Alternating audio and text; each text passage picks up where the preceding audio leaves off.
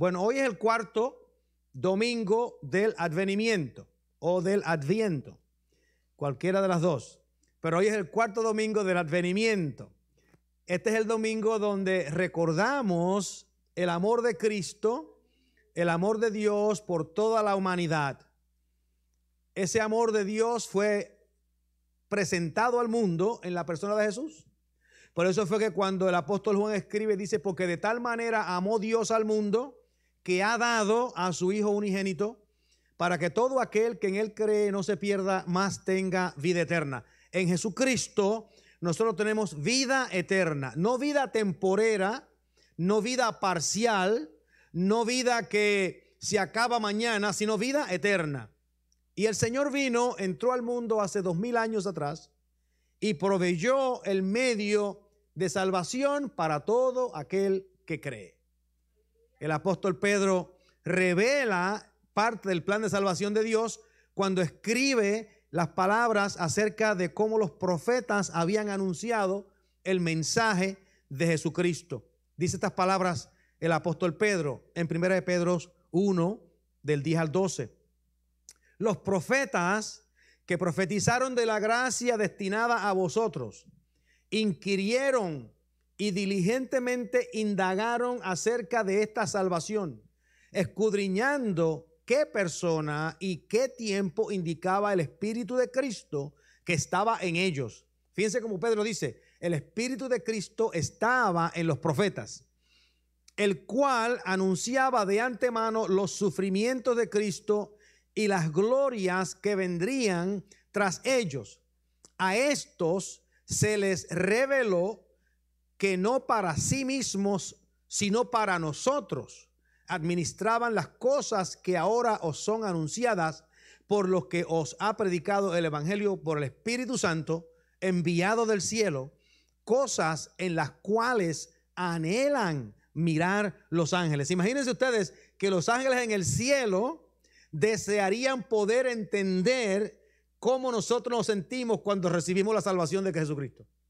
Los ángeles están en el cielo, en la presencia de Dios, y ellos anhelan poder mirar y entender el cómo nosotros hemos recibido la salvación de Dios. El plan de Dios de salvar la humanidad no fue un ajuste que Dios hizo a última hora. Y no fue una reacción de última hora que Dios hace a la rebelión humana. Todo lo contrario.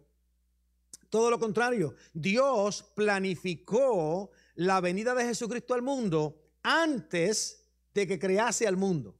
Dios planifica que el Señor va a venir al mundo, va a vivir en el mundo, va a morir en el mundo y del mundo va a ser resucitado para confirmar que Él verdaderamente es el Hijo de Dios. Y estas palabras el Señor las pone por escrito para que a nadie se le olvide en su palabra, aún antes de que Adán y Eva pusieran sus pies en el jardín del Edén. Y ustedes dirán, ¿y cómo pudo haber sido eso? Bueno, lo que sucede es que cuando nosotros interpretamos las Escrituras y nosotros empezamos a leer lo que Dios dice, yo les he comentado que Dios se revela a veces a dos niveles o más. Está el nivel espiritual, donde Dios se revela las cosas de sí mismo. Está el nivel físico, donde Dios revela las cosas acerca de nosotros. Pero también hay otro nivel donde Dios revela secretos, los esconde, los codifica, para que nosotros entonces indaguemos y veamos la sabiduría de Dios en la revelación. Y esa revelación de Dios que habla de ese Cristo que va a venir es revelada por muchos años. Ustedes se acuerdan que el apóstol Pedro dice, porque delante de Dios un día son como 1000 años y 1000 años como un día. Y nosotros leemos en la descripción de la creación que fue el primer día, fue la tarde y la noche del primer día de la creación. ¿Se acuerdan? Que dice Moisés cómo narra esto. Y si nosotros entonces aceptamos esa correlación entre un día y 1000 años, podríamos decir que cada día de la creación son 1000 años. ¿Verdad? Podríamos decirlo y no estaríamos errando. Yo sé que algunos dicen que fueron 24 horas, no importa. Hermanos, un día para Dios es como 1000 años y 1000 años es como un día, porque Dios no tiene tiempo. Nosotros somos los que medimos en tiempo. Amén. Así que si utilizamos ese proceso, podemos decir que Dios comienza a crear, comienza a funcionar, y 6,000 años después que comienza a crear, Él crea a Adán y Eva y los pone en el jardín del Edén. Si esto es verdad, entonces Dios pone el plan de salvación escrito en el primer párrafo, la primera línea, la primera palabra de la Biblia, que es una cosa increíble. Yo les voy a contar a ustedes hoy algo que quizás algunos de ustedes sepan, algo que yo he sabido por un tiempo, pero que nunca realmente he hablado de esto porque quería indagar más acerca del asunto. Nosotros a veces leemos el mensaje de la Biblia y entendemos lo que la Biblia nos dice en la superficie de las palabras que son reveladas. No hay nada malo con eso. Pero en algunas ocasiones el mensaje de Dios puede ser un poquito más profundo, pues se mantiene un poco dormido por años hasta que alguien comienza a investigar más y a buscar más profundo qué es lo que el Señor está tratando de decirnos. Bueno, a través de los años, mucha gente ha indagado, mucha gente ha preguntado, mucha gente han ido al hebreo y han tratado de buscar qué es lo que significa, cuáles son los secretos del lenguaje hebreo y qué puede Dios estar revelando a través de ese lenguaje. Y una de las cosas que yo les puedo decir a ustedes es que yo no soy un experto en hebreo. La única vez que yo hago interacción con el hebreo es cuando tengo que buscar una palabra en el diccionario o tengo que ir a una concordancia y tratar de arreglar una palabra porque no sé del hebreo. Si me habla un poquito del griego, a lo mejor puedo hacer un poquito mejor. Pero con el hebreo tengo dificultades. Una de las cosas que nosotros a veces no entendemos en la revelación de Dios, y voy a llegar allá a eso en un segundito, pero una de las cosas que nosotros a veces no entendemos en la revelación de Dios es que nosotros no podemos ver todo lo que Dios está haciendo porque estamos más enfocados en nosotros. Queremos saber cuál es el plan que Dios tiene para mí. Y no es nada malo en eso. Nosotros tenemos que saber el plan que Dios tiene para mí. Pero en muchas ocasiones nos olvidamos de cuál es el plan que Dios tiene para todo el mundo y cómo ese plan se revela. Es más, la Biblia nos dice y nos amonesta, el Señor hablando, dice que nosotros debemos de confiar en Dios, de confiar en sus promesas, porque si nosotros vivimos en obediencia a Dios y actuamos en obediencia a Dios, esas otras cosas que nosotros queremos van a ser añadidas. Es más, yo creo que Cristo dijo algo así en Mateo capítulo 6, buscar primeramente el reino de Dios y su justicia y todas estas cosas os serán añadidas. El problema que tenemos nosotros es que nosotros leemos el texto, buscar primeramente el reino de Dios y su justicia y las otras cosas serán añadidas. Es que nosotros realmente no creemos que Dios va añadiendo las otras cosas. Realmente no lo creemos porque tenemos que nosotros mismos añadirlas. Y no creemos realmente que Dios pueda añadirlas. Pero yo quiero que ustedes sepan algo. Dios es fiel aunque nosotros seamos infieles. Y si nosotros honramos a Dios, como Dios es fiel, Él no puede dejar de honrarnos a nosotros. Si esto es verdad, entonces nosotros debemos de comportarnos como que es verdad. Nosotros debemos de vivir como que es verdad, como que Dios es fiel. Y en su fidelidad, dice el apóstol Pablo, Dios no puede negarse a sí mismo. Y como Dios no puede negarse a sí mismo, Él no nos va a rechazar cuando nosotros le somos fieles. Amén.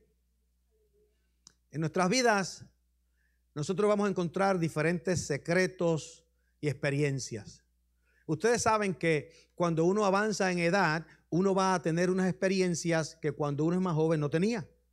Y ustedes saben que esas experiencias lo ayudan a uno a tomar diferentes decisiones. Las personas más jóvenes no tienen las experiencias, por lo tanto, ellos creen que el mundo es todo rosado y no saben que hay algunas cosas en el mundo que son difíciles. Porque como cuando están en sus casas a los 6, 7, 10 años, todo se lo dan. Los regalos de Navidad se los dan, ellos no saben dónde aparecen. Ellos creen que Santa Claus se los trajo. Ahí están los regalos de Navidad. Los padres tuvieron que trabajar para comprar esos regalos de Navidad, pero los hijos no saben de dónde surgieron. Ahí están los regalos de Navidad. Ellos se levantan por la mañana, tienen desayuno, a mediodía tienen almuerzo, por la tarde tienen comida, aparece ropa en sus closets. O sea que ellos tienen todo ahí en la casa y no pueden darse cuenta el costo que hay detrás de ese proceso. Cuando Dios habla, nosotros podemos a veces leer y entender lo que Dios dice porque nosotros vemos el desayuno por la mañana, la comida a mediodía, la cena por la tarde, vemos la ropa en el closet y no nos damos cuenta que Dios tenía un plan que era un poquito más profundo que eso. Yo quiero compartir con ustedes, aparte de que Dios se revela al nivel espiritual del cielo, del carácter de Dios, y del nivel físico de nuestra vida humana, quiero hoy ir a un tercer método que Dios utiliza para revelar su propósito, que está en las Escrituras. Y cómo Dios, en una forma increíble, puede esconder un secreto en la Biblia. Y el secreto que yo quiero compartir con ustedes es en referencia a Jesucristo mismo. En el libro, en el lenguaje hebreo, que se revela en el Antiguo Testamento, el griego del Nuevo Testamento, en el hebreo nosotros vemos que este lenguaje tiene unas propiedades únicas. Todos los lenguajes tienen sus propiedades, unas diferentes de las otras, y pueden explicar diferentes cosas. Pero el hebreo tiene unas cualidades que son únicas. Todas las letras del hebreo tienen el valor de un número. Y todas las letras del hebreo tienen también un símbolo asociado con esa letra.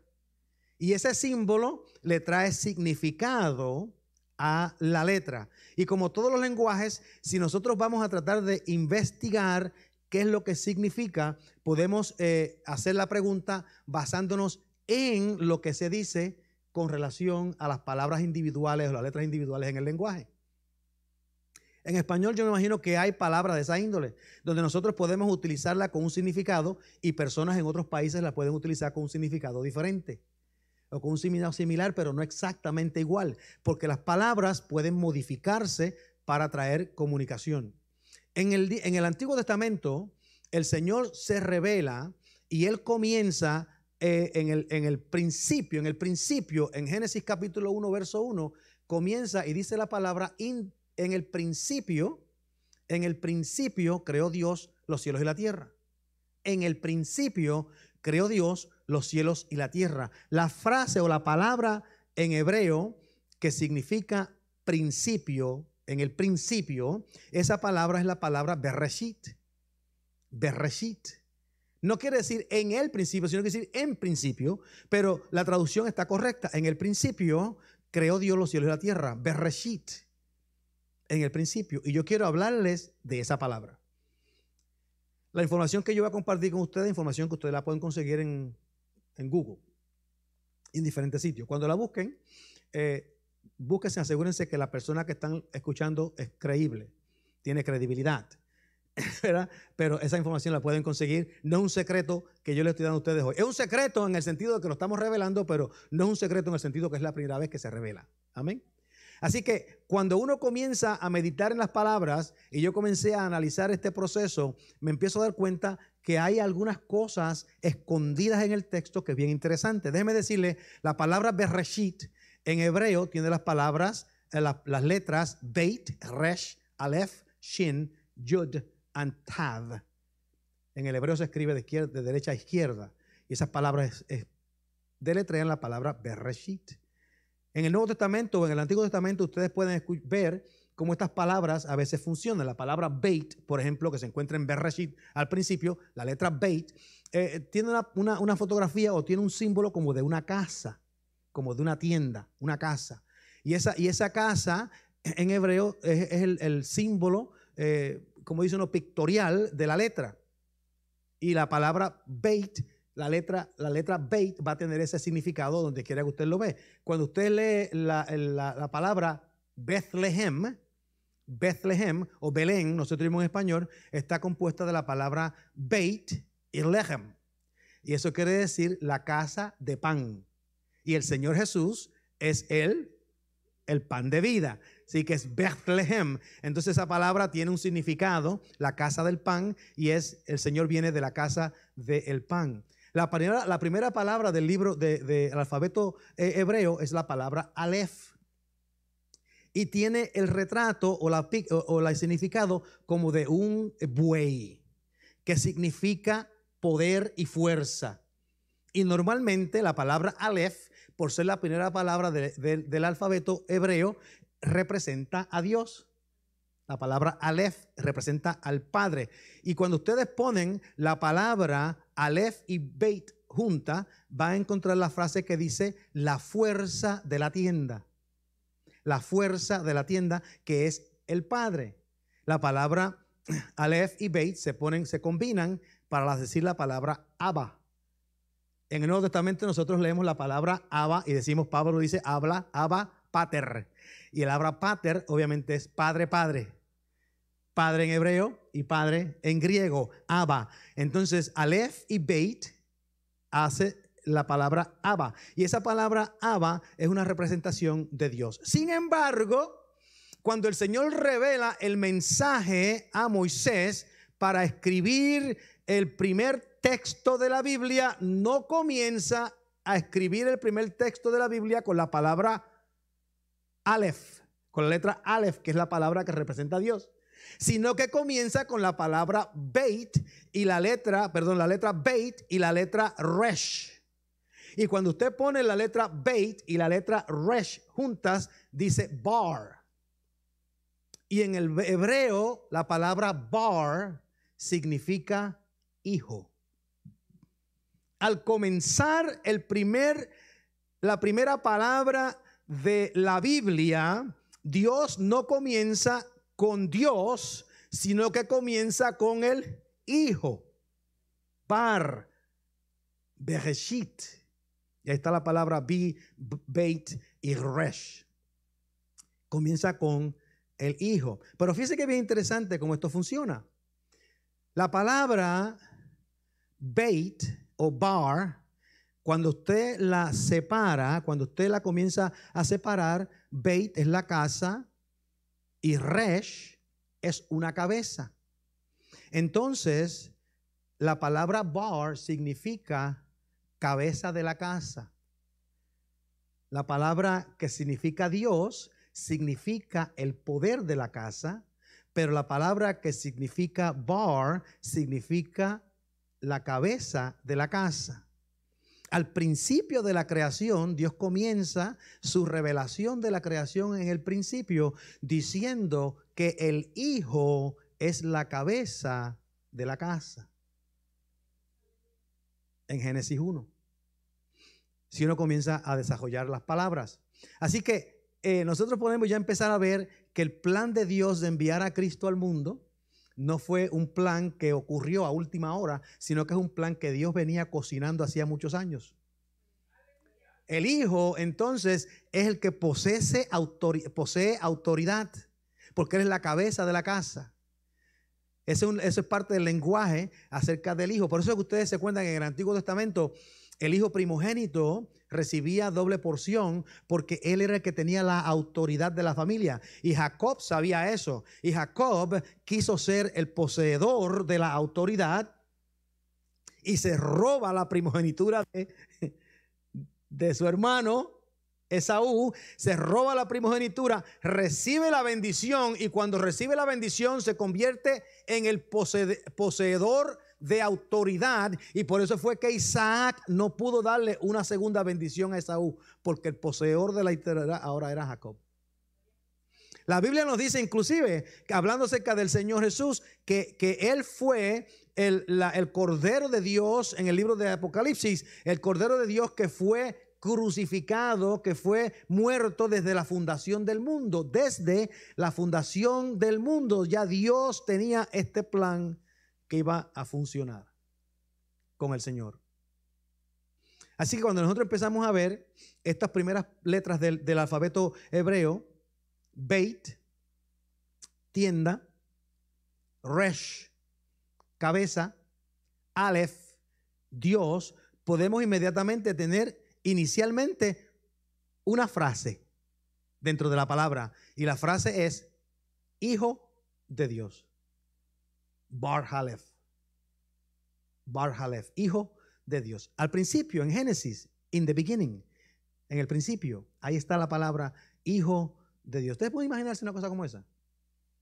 Que Dios utiliza una palabra y hace una palabra compuesta de 5 diferentes letras que tienen 5 diferentes palabras y todas apuntan a Cristo. Una cosa increíble. Es una cosa sencillamente espectacular. Yo le quiero decir a ustedes, hermanos, que ningún ser humano pudo haber establecido eso.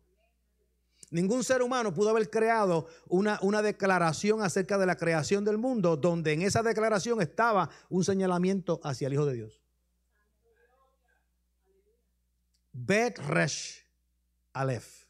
Las primeras 3 palabras. Pero el misterio no termina ahí.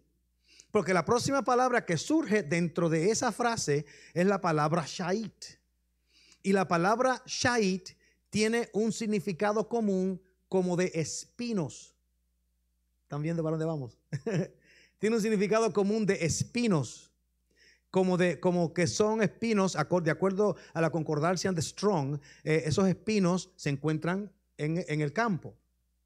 Algunas veces se puede traducir como dientes de un animal salvaje, espinos o dientes de un animal salvaje. También tiene el significado de alguien que ha sido señalado para una acción o para una vida.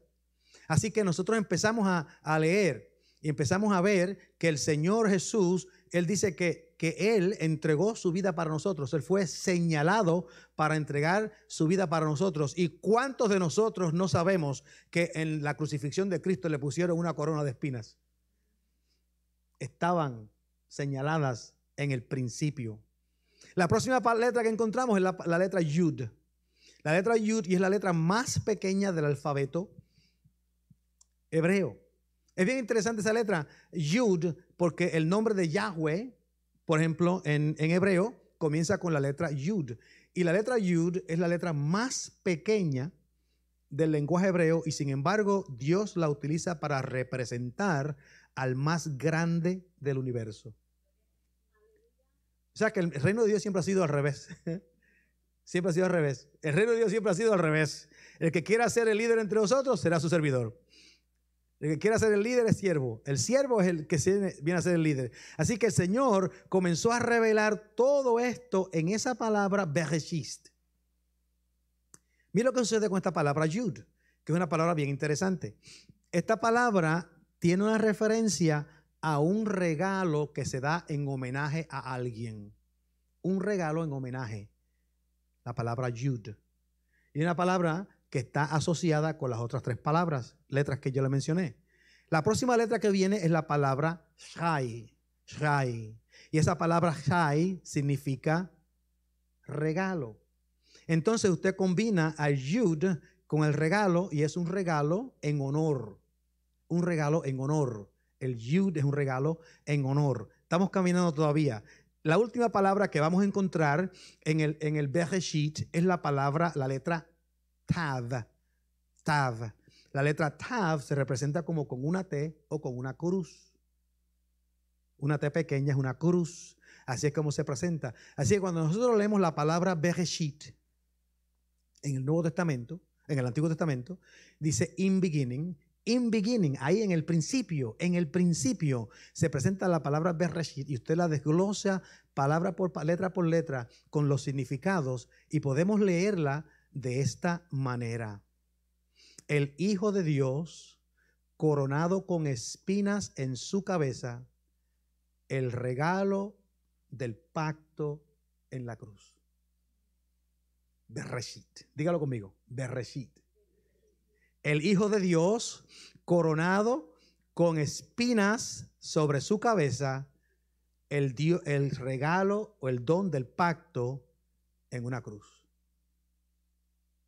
Yo no sé hebreo, pero cuando uno empieza a leer este tipo de cosas y empieza a escuchar cómo otras personas pueden desglosar los símbolos, uno tiene que decir verdaderamente el plan de Dios es más grande de lo que nosotros siquiera nos podemos imaginar. Porque en la frase, en el principio, ahí Dios había comenzado a señalar la venida de Jesucristo como un regalo que iba a ser crucificado, un regalo de parte de Dios. La cabeza, la tienda, Dios, el regalo, la cruz, el pacto. Y es interesante que la palabra Bereshit termina con la cruz, que es una cosa increíble. ¿A quién se le ocurre una cosa como esa? Solamente a Dios. Porque a ninguno de nosotros se nos hubiese ocurrido escribir una palabra de tal manera que apuntara proféticamente a la venida de Cristo y al sacrificio de Cristo. En la misma palabra apunta a la venida de Cristo y al sacrificio de Cristo. El jefe de la tienda, la autoridad de la tienda de Dios, viene al mundo como un regalo del pacto, coronado de espinas en una cruz. Así cuando nosotros hablamos de la revelación de Dios, estamos hablando de unas profundidades que a veces no podemos comprender. Ustedes se acuerdan cuando el Señor, después de la resurrección, no estamos en resurrección, pero después de la resurrección, Él se va y se encuentra con unos muchachos, con unos discípulos, camino a Emaús, ¿se acuerdan? Él va caminando, y la Biblia tiene unos secretos que son bien interesantes. Él va caminando con ellos, y el Señor le dice, yo lo veo a usted un poquito consternado, ¿cuál es el problema? Y bueno, tú eres el único que ha estado en Jerusalén que no sabe lo que está pasando. Le dicen ellos a Jesús, que fue el que fue crucificado y resucitó. Y tú no sabes lo que está pasando. Y el Señor los escucha y entonces comienza, y dice la Biblia que comienza a declararle las escrituras desde el principio. Pero fíjense que Lucas no nos dice qué fue lo que el Señor le declaró, sino que comenzó a declararle las escrituras desde el principio. ¿Qué sería usted? ¿Usted sería sorprendido si el Señor le declara que la palabra Bereshit estaba apuntando hacia él desde el principio? Dice, yo quiero declarar a ustedes lo que pasa. Vamos a hablar de la palabra Bereshit. Y esto es lo que significa. Y ustedes debieron haber sabido esto. Porque la profecía de Dios viene desde el principio. Porque hay cosas que la Biblia como que no nos dice. Entonces, cuando nosotros empezamos a escuchar el mensaje de Dios y a ver lo que Dios está haciendo, vemos las palabras del escritor de los Hebreos. Dios, fíjense cómo dice, habiendo hablado muchas veces y de muchas maneras.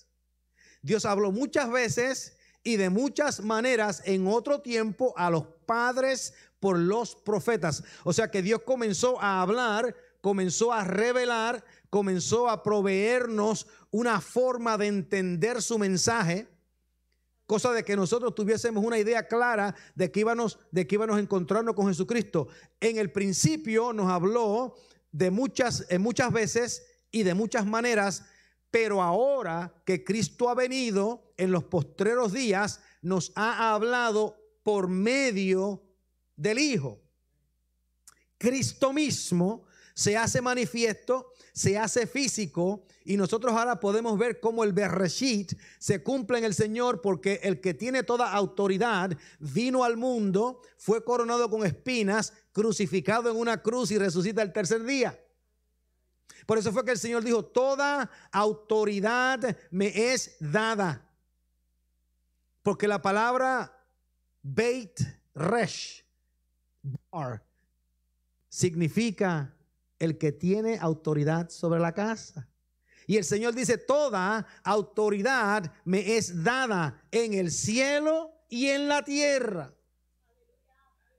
Eso es lo que dice el Señor, hablando acerca de Él mismo. Y el apóstol Pablo dice que en Jesucristo está toda la plenitud de la deidad.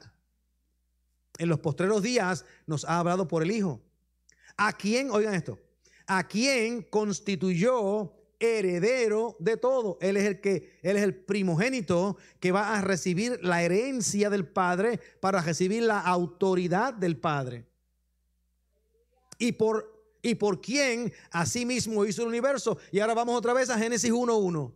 En principio, Bereshit, el dueño de la tienda, el que tiene autoridad en la tienda que va a venir, ese es el que crea el universo, el cual, siendo el resplandor de su gloria y la imagen misma de su sustancia, y quien sustenta todas las cosas con la palabra de su poder. Dicen algunos científicos que el universo se mantiene en una forma, en una cohesión, y no se desbarata por todos lados, porque hay algo en el universo que se llama materia oscura, dark matter, que no se puede ver, que es invisible, pero que tiene fuerza gravitacional y mantiene los planetas rotando en una forma ordenada, pero ellos no saben lo que es, no lo pueden ver. Y yo les sugiero a ustedes que la materia oscura que mantiene el sistema gravitando propiamente es la palabra de Jesucristo mismo, porque Él sustenta todas las cosas con la palabra de su poder, habiendo efectuado la purificación de nuestros pecados por medio de sí mismo, se sentó a la diestra de la majestad en las alturas. Déjenme decir un secreto, por si no lo sabían, un secreto acerca de esta frase. Una frase bien sencilla: se sentó a la diestra de la majestad en las alturas. Pero el Señor vino y hace un sacrificio y se sienta. En el templo, en el tiempo antiguo, no habían asientos. El juez, los sacerdotes estaban constantemente de pie ofreciendo sacrificios. No había forma de sentarse. Pero cuando Jesús termina su sacrificio, Él va a la diestra del Padre y se sienta. Eso no quiere decir que Él está físicamente sentado. Eso quiere decir que Él ya no tiene que hacer más sacrificios. Se sentó, porque en el templo no habían sillas, y en el cielo sí hay una silla, porque no hay necesidad de más sacrificios. Por eso es que Él se sienta.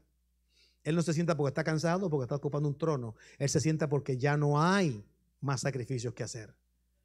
El último sacrificio se hizo y ya no hay más sacrificios que hacer. Por eso cuando el Señor está en la cruz, la palabra que mencionamos hace unas semanas atrás, tetelestai, consumado es.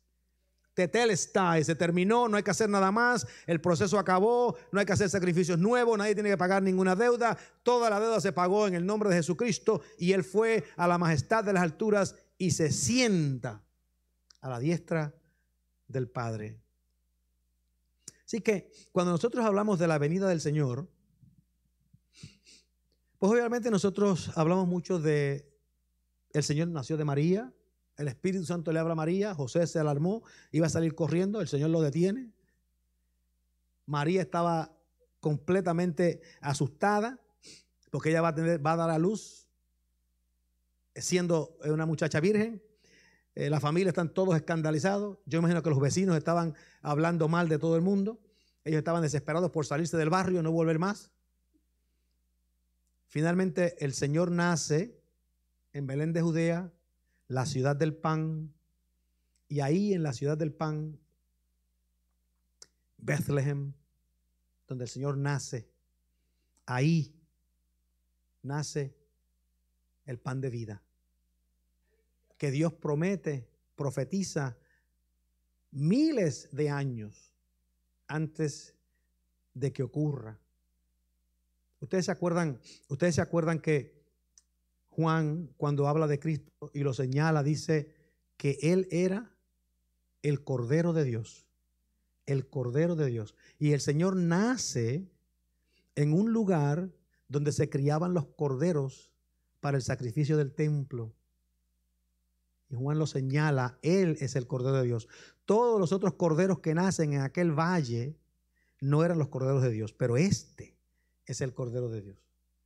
Dios lo predice desde el principio y dice: el que tiene autoridad en la tienda o el que tiene autoridad en la casa es el regalo del pacto, con una corona de espinas, crucificado en la cruz.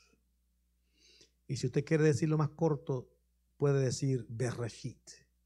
Dígalo conmigo, Bereshit. ¿Qué quiere decir Bereshit? Bereshit quiere decir que el Hijo de Dios, coronado con espinas en su cabeza, es el don del pacto en una cruz.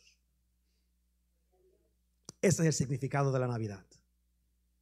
Cristo vino al mundo e hizo tabernáculo en nuestros medios. Hizo casa en nosotros. Que es bien interesante como el apóstol escribe la palabra. Él hizo tabernáculo en nosotros. Hizo casa. Él puso su tienda en nuestros medios. Porque Él es el dueño de la tienda. Oramos. Te damos gracias, Señor, por esta bendición del día de hoy. Pedimos que tu palabra, Señor, nos anime, nos bendiga. Y que tu palabra, Señor, nos sea de gozo, ya que hoy celebramos el amor de Dios en nuestros corazones, que podamos celebrarlo todos los días de nuestras vidas. Gracias te damos por Jesús. En su nombre pedimos. Amén.